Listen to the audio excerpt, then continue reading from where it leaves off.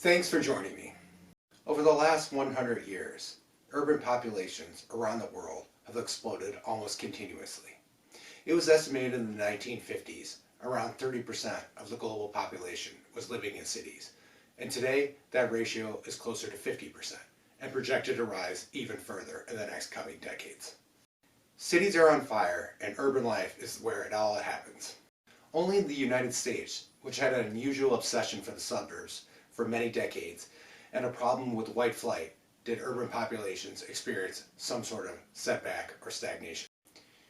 It is not uncommon now to hear terms like urbanist, megacity, or superstar city being thrown around in conversations and on TV and in the media.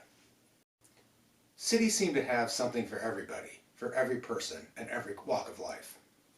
And various people from various backgrounds have begun to embody their hopes and dreams into city life. Physicists and network scientists now study cities to find out how they can improve humanity, how our lives could be better, and to find out how networks work. Environmentalists love cities because they think they are more efficient and they can provide more efficient ways of living and reduce waste and pollution. Businessmen see cities as the nexus of wealth and power and places to grow their connections and improve their business prospects. Younger people are moving to cities because it's more exciting and it's potentially easier to meet a partner or husband or wife. And above all, everyone loves cities because they have better culture and better nightlife and better fun, usually. But now the world has changed. COVID-19 arrived over a year ago and has changed city life probably forever. And the risk of cities is acute. Until the final end of COVID-19, cities will have numerous risks they're going to face. The first major risk cities are facing is stagnating population or even permanent population loss. And this is occurring for a variety of reasons. The telecommunications revolution brought to you by Zoom and Microsoft Teams and various others is changing the entire makeup of the world. No longer do we have to be crowded into offices to talk to each other face to face all day. When you factor in the cost and expense of living in a city and the ability to perhaps work remotely, a lot of people are choosing to leave cities until at least COVID gets over with and then figure out if they need to come back. But at the moment, it certainly appears cheaper for a lot of people to be working at home or working in their office than being in a major city. Unfortunately, what happens when your city clears out or loses population, your tax base tends to collapse. And this is a self-reinforcing process.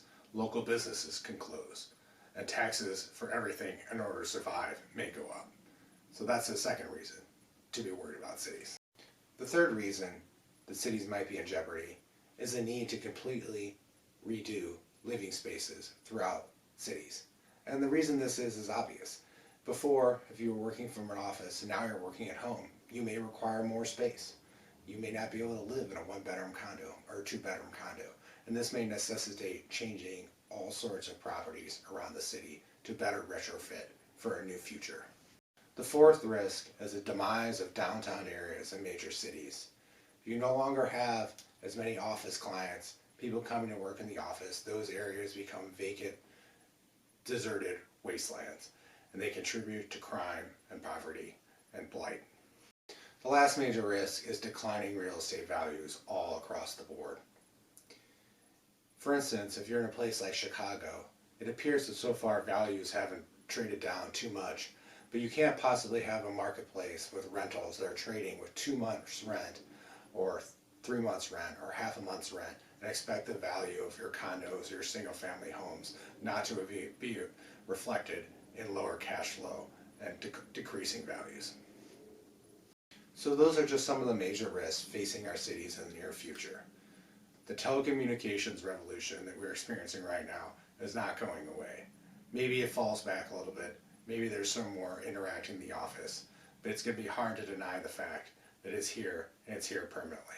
And it's hard to deny the fact that all these technologies could get even better into the future. So this will have a major ramification on how cities are structured and what the risks are going forward. They have the potential to change whole neighborhoods overnight and permanently. And that means a potential loss of local business, lower real estate values or more crime or more poverty that could come with abandonment of the city.